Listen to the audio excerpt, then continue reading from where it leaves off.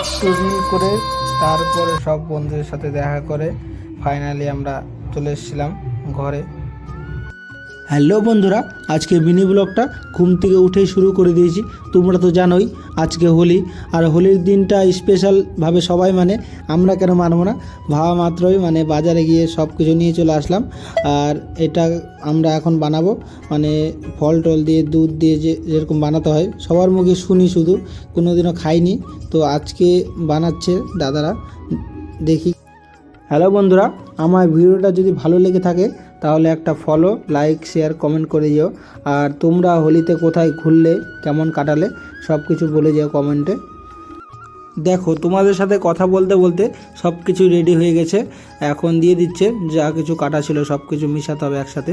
মেশানোর পরে একটা মানে সব কিছু নিয়ে ঘোটা দিতে হবে, একটা ঘোটার পরে রেডি হয়ে যাবে। আর সবাই মিলে একসাথে এনজয় করলাম হোলির দিনটা। তারপরে খাওয়ার পরে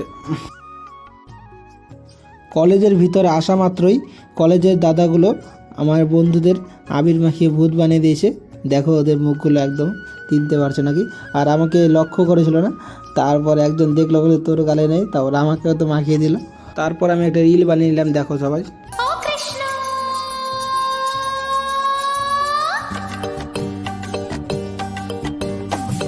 প্রমাণ করো কৃষ্ণ, তুমি দেখাও তোমার লীলা, আমায় নিয়ে শুরু।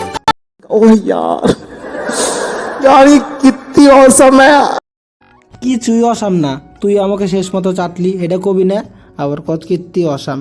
তো যাই হোক, মজা করছিলাম বন্ধুরা। তারপরে ড্যান্স হচ্ছিলো এখানে, ড্যান্স করার পরে ঘরে চলে এসেছিলাম।